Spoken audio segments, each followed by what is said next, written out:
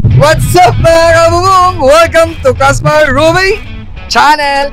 I'm Paul Castillo and for today's video, nandito tayo ngayon sa ating project sa Los Baños, Laguna na kung saan i-update ko kayo sa ating roofing installation.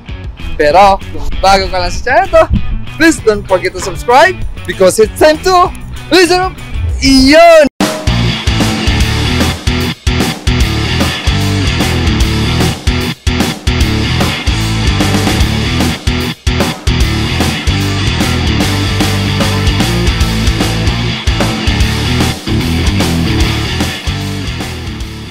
Update ng aming project dito sa Los Baños.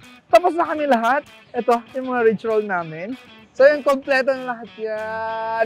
Pati doon. Hello! Kamusta kayo? Gumagawa na sa kabilang project. Yan. Yan. Yan. Ano yun? Ayan. Valley Cap. Yan. Valley Cap. So yan. Na-install na yung mga Valley Cap natin. Yung mga Valley Gutter. Yung outside gutter. At saka yung mga ridge roll. Ay, ridge roll pa yun. Commonly known as palupo, gutter, or alulod. Ito yung solar na yan, yung ginamit dito ay monocrystalline. Ito yung pinaka-efficient na solar na ginagamit. Actually, mga bahay, 10 kilowatts lang na solar, mga 4 na panels is enough na yun, tingin ko.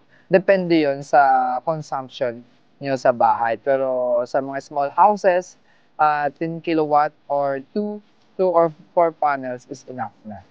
So yan, pag ni-install yan, ito available din yan, mga ganito, mga bolt, yan, mga bolt na yan. Tapos yung clamp yan dito.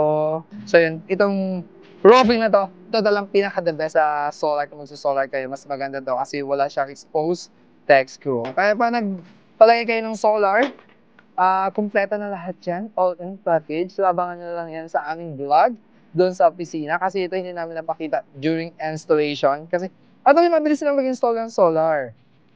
Kailangan mga 4 na araw lang to, tapos na to. Ganito.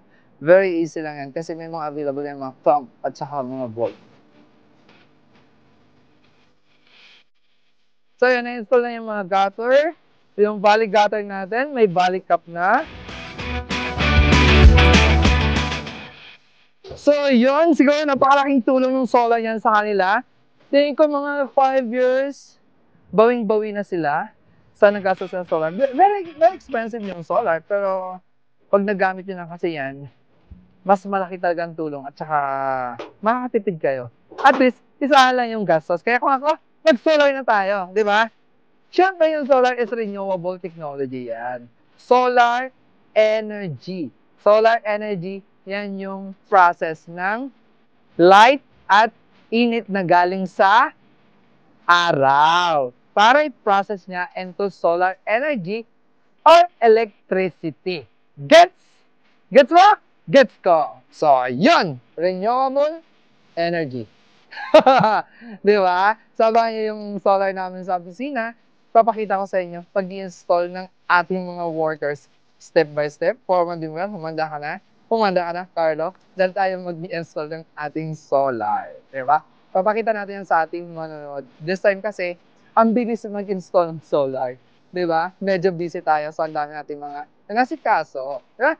Ayan. Lagi nga tatandaan pag mayroong ganito. Yan, dapat maglagay tayo ng counter flashing. Kasi pag walang counter flashing yan, babagsak yung tubig dyan doon sa semento. Yan, pinaka-importante sa lahat. So, yun. Ito na siya. Ang seamless gutter. Kala nyo kung ano, no?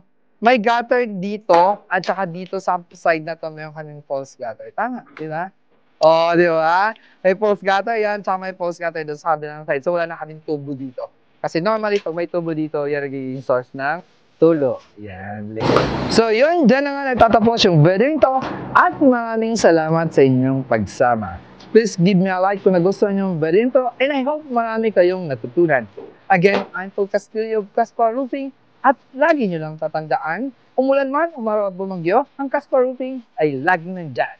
Plus visit www.casparroofing.ph or Caspar Steel Roofing Incorporated and our Facebook page. And remember, if you want to shelter more, all you have to do is visit us.